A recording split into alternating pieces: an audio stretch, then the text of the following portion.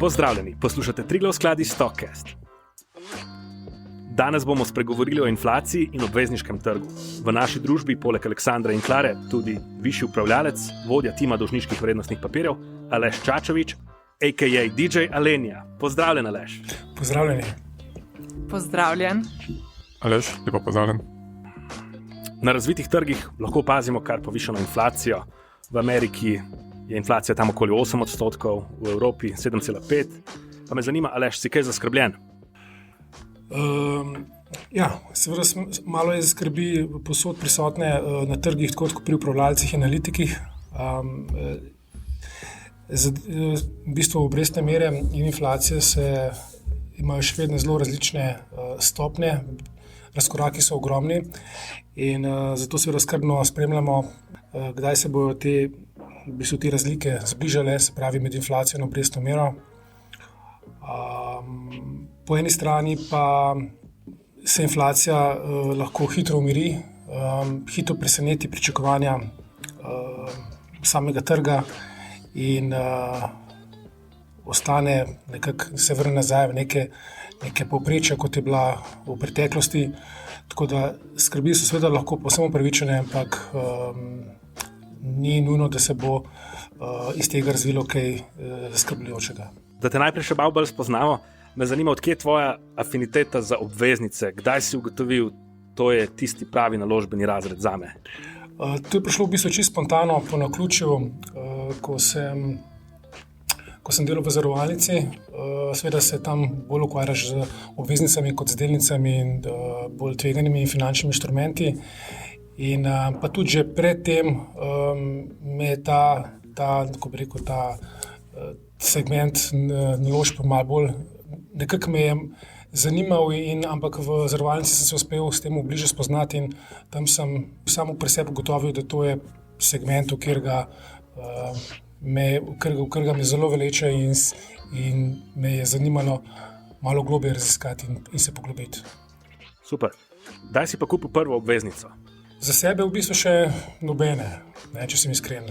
Vse obveznice do zdaj, ki sem jih kupil za račun skladov ali pa portfeljev, ki sem jih upravljal. Pomembno je, zakaj kupiš obveznico in obveznice so ponavadi predmet naložb institucionalnih vlagateljev, ne malih vlagateljev. Bi lahko poslušalcem razložil, kaj je to high yield obveznica, investment grade obveznica? Že samo ime pove neko distinkcijo med tema dvema naložbenima segmentoma. High yield pomeni visoka donosnost in ta visoka donosnost je posledica visoke tveganosti. In to gre za nek malo bolj butični in manj obsegajoč del obveznic na svetu, ki so bolj tvegane, ponavadi tudi s krajšo ročnostjo in niso tudi toliko likvidne. Skratka, ponujajo večjo donosnost, seveda za tega je treba prevzeti malo večjo tveganje. Še vedno so po povprečju manj tvegane kot same delnice. Medtem ko investment grade pa pomeni že samo po sebi, da gre za neko tako naložbeni segment, ki gre bolj varen, z manj tveganja, manj kreditnega tveganja in ponavadi izdajajo večji bolj znani izdajatelji, ki imajo boljšo kreditno oceno, so tudi bolj likvidne. In to je, in med tema dvema segmentoma je kar velika razlika. Ali tudi za obvezničarje obstaja Hall of Fame obvezničarjev? Kjeri so tisti najbolj uspešni upravljalci vseh časov? Hall of Fame, zdaj sam, da bi ga neki poznal oziroma bi bil zelo znan, meni osebno tako ni neki znano. Vem, da obstajajo neka združenja, tudi recimo v Ameriki, nekih analitikov, vem, da je tako nek Fixed Income Analyst Society, recimo. Pri nas imamo recimo ACI, neko združenje finančnikov oziroma bančnikov, ki se ukvarjajo z finančnimi inštrumenti oziroma s trgovanjem le-teh. Zdaj pa, da bi pa obstajalo neko prav združenje prav samih upravljalcev, verjetno tudi to obstajajo. Najbolj znana uspešna imena na svetu z obveznice niti niso toliko znana, da so obveznice niso toliko popularne kot same naložbe in tudi donosi so manj popularni, manj zanimivi in potem tudi ta imena teh upravljalcev niso toliko v mediji, kot so recimo za delniške naložbe, ker je tam za večje dvomestne številke. So pa imena, ki so zelo znana za obvezniške trge. In zelo legendarno ime je bilo Bill Gross, človek, ki je bil v bistvu nekaj alfa in omega pri obveznicah. Njegovo ime je imelo veliko težo, lahko rečem, kot nek vrste Elon Musk pri kriptotu. Gospod je šel že v penzijo in zdaj mislim, da še vedno nekaj dela, ampak bolj privat, ampak se ne trudi biti v medijih, je preveč. Obstaja še kar nekaj imen, samo mogoče niso toliko znana, pa tudi niso tako zdaj, da bi bili neki znani po nekih performansih. Eno ime je recimo tudi ta gospod Steven Major iz HSBC-ja, ki je nekako vedno malo kontra tistemu, kar Wall Street pričakuje. Potem so pa razni taki komentatorji, recimo Ilerian od Pimkota, ki je bolj svetovalec kot upravljalec. On se ponovadi oglaša bolj za obveznice pa inflacije.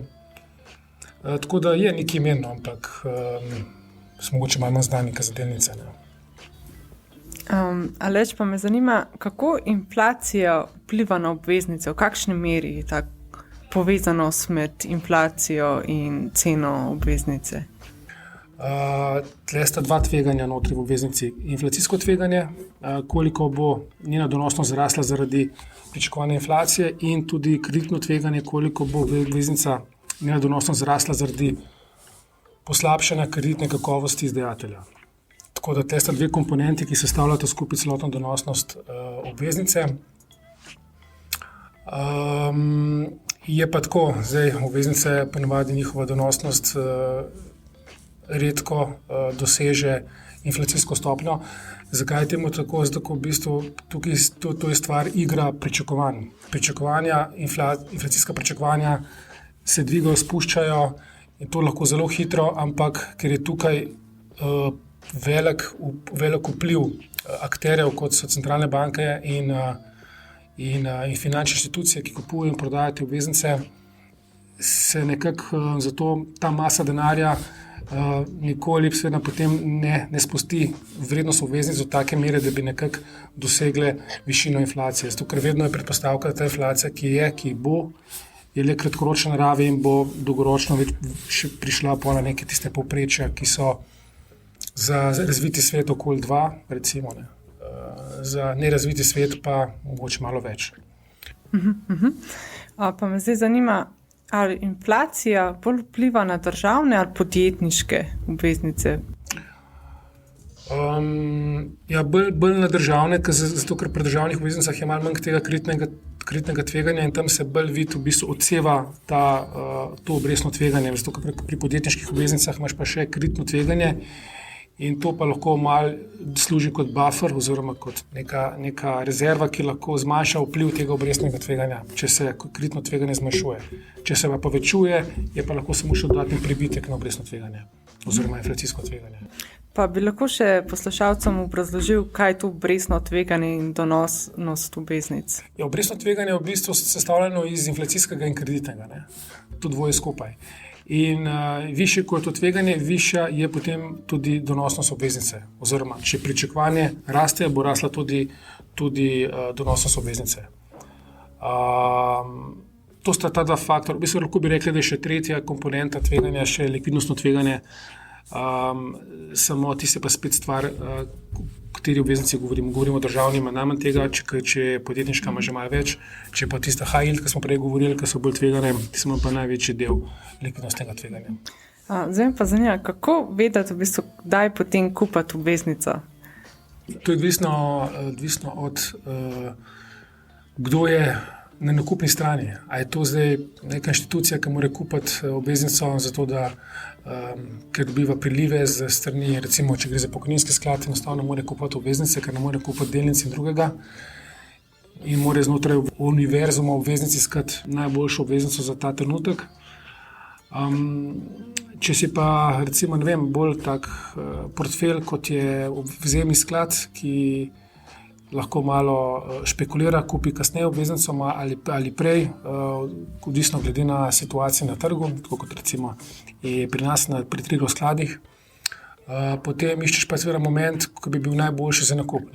S tem pa se seveda tudi sam dosti ukvarjam in zato je zelo v fokusu, kako se giba obrestno tveganje in kdaj je prelomna točka in kdaj se ta obrat naredi. Seveda to je najtežji del, da to ugotoviš, to točko ta točka se zgodi še preden v bistvu vsi opazovalci to ugotovijo. Zato je to kar umetnost ugotoviti, ampak mislim, z veliko spremljanja se da ugotoviti, pa tudi mogoče z malo zamude. Kakšno vlogo pa namenjaš preučevanju kreditnega tveganja? Jaz sam osebno gledam kreditno tveganje kot celotno neko tako komponento, agregatno, koliko je to kreditno tveganje je za celotne te podjetniške obveznice. Ne gledam posebej za vsako podjetniško obveznico. Včasih ampak ponavadi gledam skupaj v bistvu kot agregat. Če to kreditno tveganje pada, potem so podjetniške obveznice zanimive za nakup in obratno. Včasih je pa tudi zanimivo gledati, če neka obveznica lahko njen izdajatelj v težavah, potem bo njeno obrestno tveganje oziroma kreditno tveganje nevarno default poskoči in tisto dve obveznico treba še posebej imeti pod lupo in je treba pravočasno iznebiti. Določeni izdajatelji lahko pridejo v neke težave, solventne, finančne, likvidnostne, in potem njihove obveznice lahko kar precej izgubijo, več kot si marsikdo misli. To gre lahko tudi za izgube več 10% ali tudi čez 50%. To ponavadi so tiste bolj tvegane obveznice, kot smo prej rekli, high yield obveznice. Velikokrat se pa omenjajo tudi kreditne ocene S&P, Fitch, Moody's. A so to ocene kreditnega tveganja potem? V bistvu Neko, da to ni neke vrste uradno kreditno tveganje teh treh znanih finančnih bonitetnih hiš. In te so vedno, njihova ocena je zelo pomembna in čim pride tukaj do nekih sprememb, nekih spremenjenih njihovih pogledov na izdajatelja, ima to tako vpliv, implikacijo na obveznico. Kolikokrat se pa tu recimo spreminja ta ocena? Enkrat na leto recimo. Pri državnih obveznicah je recimo malo večkrat, po podjetniških pa vsaj enkrat, mogoče dvakrat. Odvisno tudi, kako je z podjetjem. Če prihaja v neke težave, potem so te tako imenovani credit eventi lahko malo večkrat. Če pa je dosti stabilno podjetje, poslovanje ok, je bolj predmet revizij, tako enkrat na leto največ. Trenutno se nahajamo v obdobju nekoliko povišene inflacije. Že lani smo se pogovarjali o tem, da je to začasno obdobje, vendar to začasno obdobje še vedno traja več kot 1 leto. Z tega vidika me zanima, kakšna je tvoja ocena, kdaj bo prišlo do normalizacije situacije, kdaj se bo inflacija znižala? Jaz mislim, da je stvar sledeča. Če ne bi bilo te vojne v Ukrajini, predpostavljam, da bi bila situacija bolj normalna, kar se tiče cen energentov, mehkejših ali trših. In govorim tudi za surovino, da se razumemo. Ker to so zdaj ključni katalizatorji, ki dvigujejo inflacijska pričakovanja. Ukrajina je nekako še otežila ponudbeno stran glede na neko stalno povpraševanje. Rešitev je potrebna na ponudbeni strani. In s covidom je to postala težava. In če ne bi bilo seveda verjetno te vojne, bi se ta vrzel med ponudbom in povpraševanjem začela počasi reševati. Res, da je Kitajska še vedno težave s covidom, kar pomeni, da bi lahko bila spet težava pri delovni sili tudi na Kitajskem, ki je pomemben člen v trgovski verigi svetovni. Kar se tiče delovanja ekonomije, se stvar v Evropi in Ameriki izboljšuje, če bi seveda zdaj bi bilo vse ok na vzhodu. In ta dogodek je zdaj otežil situacijo in prelil olje na ogenj glede inflacijskih pričakovanj in glede te visoke inflacije. In nekako podaljšal ta pričakovanja, ki so bila najprej, da se bi ta visoka inflacija še tekom tega leta znižala. Zdaj pa seveda, ker imamo tukaj to težavo za dobavo surovin, kar prihaja iz vzhoda, Rusije, Ukrajine, je seveda to naredilo zdaj preplah, paniko, pognalo odločne surovine v nebo. Pri redkih surovinah so bile res neki novi rekordi, pri nafti še niti ne, ampak vseeno opažamo, da se zdaj trudijo države nekako ukrepati, da ne bi ta šok trajal predolgo in da bi nekako našli in naredili ravnovesje na energetskem trgu, predvsem na naftnem. Se vidi, da je ta trud prisoten, da z sproščanjem raznih strateških rezerv. Medtem, ker plin recimo postaja še uganka, koliko bo tukaj zdaj, ali bo z novimi sankcijami Evropa dejansko se odpovedala ruskemu plinu. Tako da nekaj ugank oziroma nekaj vprašanj je še kar odprtih, ampak recimo za nafto bi jaz prej sklepal, da bo se cena postopoma zniževala, ker bodo skušali z strateškimi rezervami znižati ceno nafte. Razen, če bi prišlo zdaj do nekih novih prepovedi odkupovanja nafte iz Rusije, strani še drugih držav. Ampak kot rečeno, na tlele za nafto se vidijo intervencije na trgu. Pri drugih surovinah in energentih bo stvar čisto odvisna zdaj od ekonomske dinamike. Če bo ta močna, bo tu še pritiski lahko na surovine. V nasprotnem primeru nekako se lahko tukaj najdejo neki nivoji surovin, ker dejansko so visoki, imajo že neko premijo, vedno so lahko še višji. Samo zelo pomembna je cena nafte pri ceni recimo inflacije. Jaz osebno mislim, da se bo inflacija zdaj v te točke danes v naslednjih 12 mesecih postopoma zniževala. Zdaj smo na nivojih, ki sežejo v več desetletij nazaj in recimo so zdaj 6, 7, 8.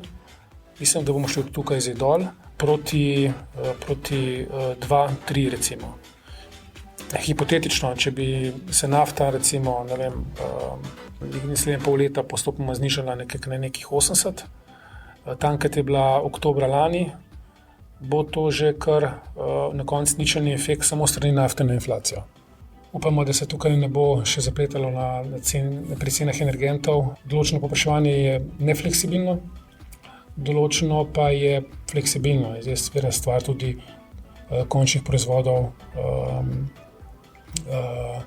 in nekje seveda ne bo vplivalo, določena kupna moč ne bo čutila tega, ne glede na to, kje je cena nafte, določeno pa je sigurno.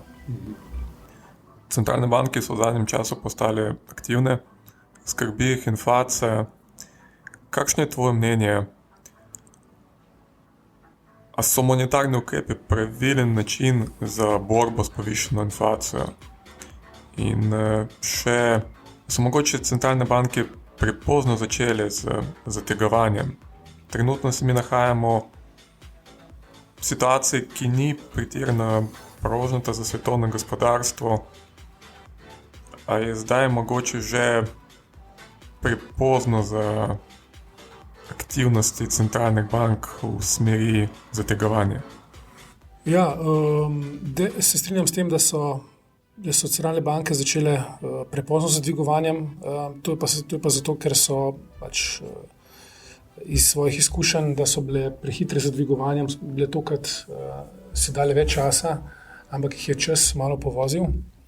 In tudi same priznajo, tako kot Fed pa ECB, da ta problem, ki je na ponudbeni strani, na tega težko vplivajo. Tega se zavedajo, to je recimo tudi Powell kot glavni bankir ameriške centralne banke povedal na zadnjem govoru, da se s tem pač mora sprijazniti, da to nima vpliva. Vseeno pa grejo v ta režim dvigovanja obrestnih mer, da ni pretirano ohlapen in da grejo na neke nivoje obrestnih mer, da bojo recimo da bo nekako cena denarja imela spet neko ceno In smatram, da ne bojo šli previsoko, ker zaenkrat niso previsoko in tudi obrestne mere, ki so pričakovane, niso še previsoke, še posebej v Evropi ne.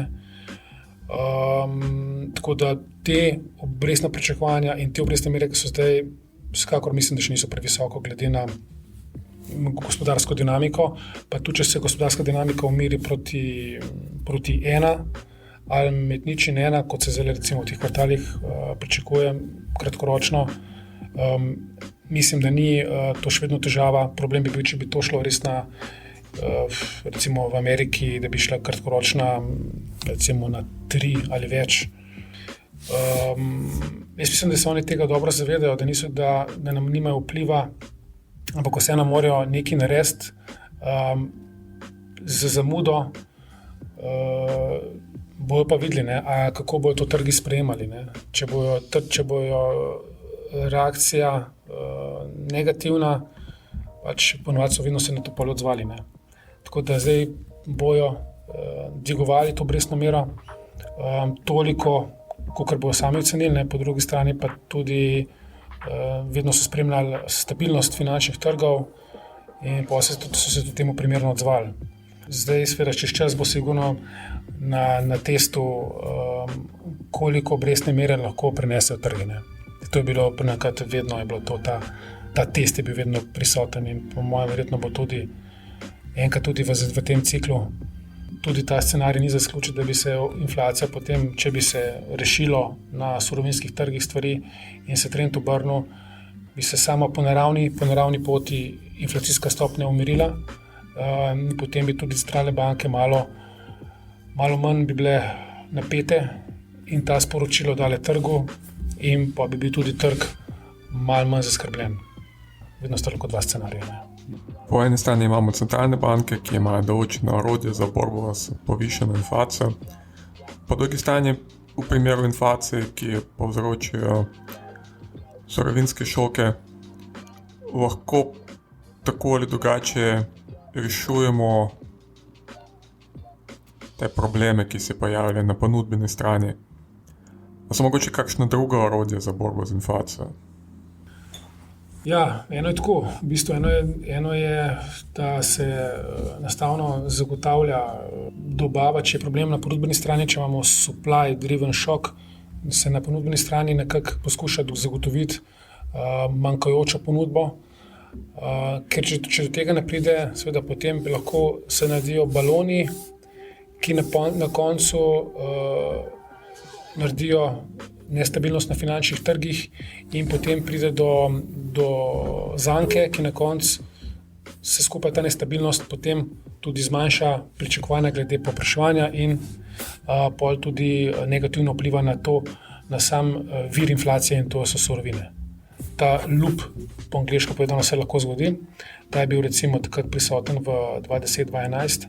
Ali pa če pride recimo do nekih naravnih poti, ne vem, tako kot je prišlo takrat z nafto, da pride do novih tehnologij, kot je bil fracking, oziroma za večjo ponudbo nafte, lahko te sile naredijo novo ravnovesje in vplivajo v bistvu na znižanje cene energenta. Kaj so recimo nove tehnologije, da znižajo ceno aluminija, nikla, bakra, morda tukaj bo potrebno vseeno vpliv sproščanja kakšnih rezerv, če jih imajo države. To je že pač stvar politik držav, koliko lahko vplivajo te energente in koliko so pomembni za gospodarstvo. Kakšno je tvoje mnenje glede dolgoročnih trendov na področju inflacije? Prej si rekel, da nafta predstavlja velik delež košarice, ki se uporablja za izračun inflacije.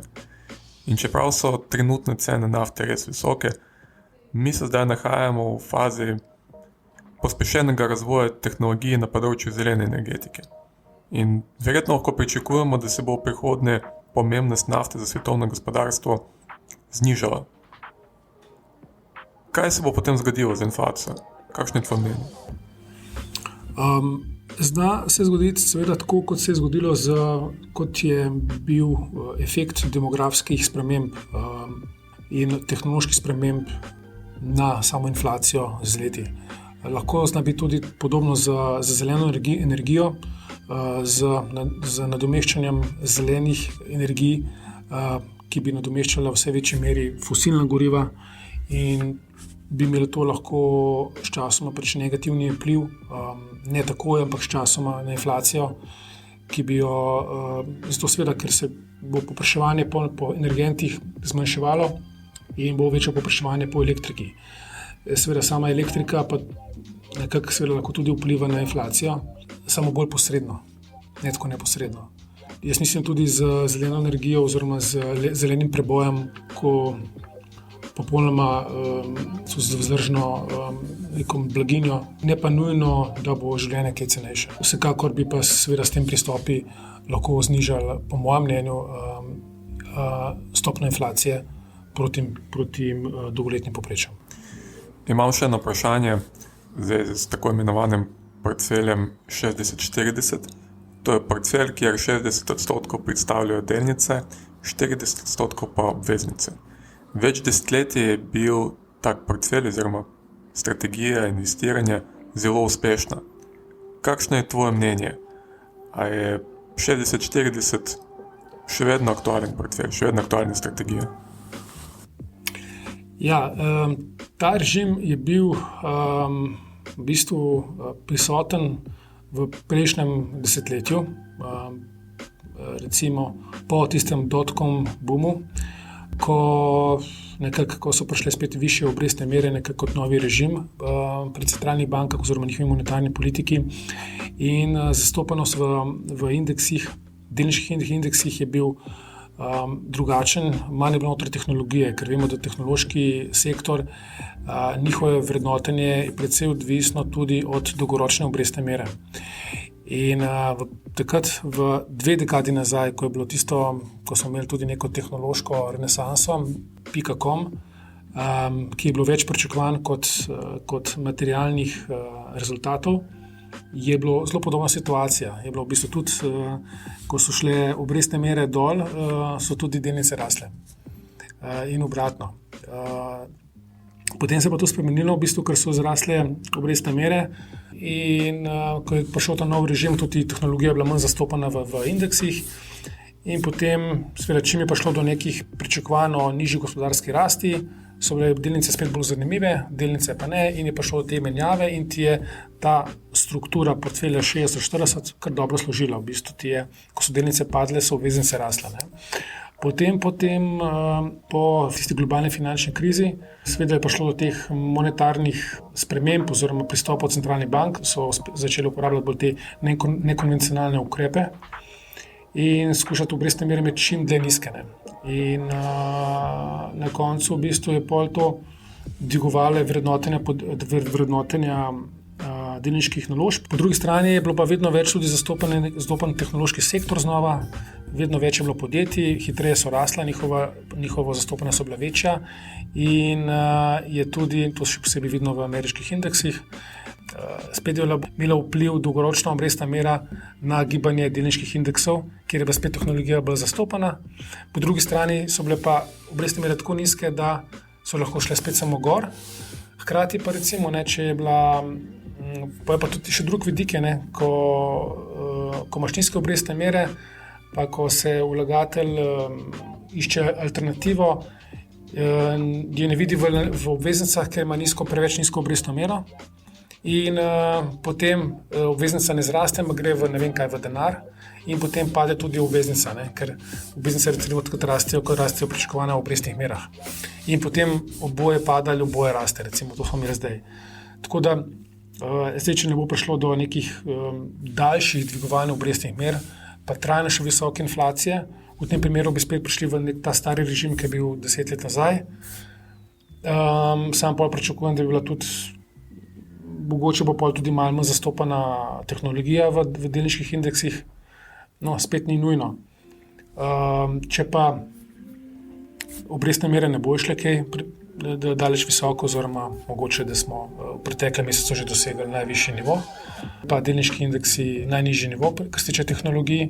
Lahko da so potem ta režim, ki smo ga imeli zdaj v zadnjih 10 letih, še nadaljeval. Se pravi, bojo nizke obrestne mere še naprej bile pod spodbuda vrednotenju delniških naložb in bomo še vedno imeli ta stari režim. In potem tudi ta 60-40 razmerje ne bo dal takih dobrih rezultatov, kot smo bili včasih vajeni. Sprav, tu je zelo vprašanje, kako daleč bo šlo z obrestnimi merami. Smo šele nekje na sredi poti dvigovanja obrestnih mer, ali govorimo o dolgoročnih obrestnih merah, da se razumemo, ali smo že blizu konca dvigovanja dolgoročnih obrestnih mer. Hvala lepa za odgovor. Hvala, da si bil danes z nami, Aleš. Z veseljem. Hvala, Aleš. Poslušali ste Triglav skladi Stockcast, podcast, ki ni investicijsko svetovanje oziroma naložbeno priporočilo, ker ne more upoštevati posameznih potreb poslušalca. Z vami smo bili Aleksander, Klara in Matjaž.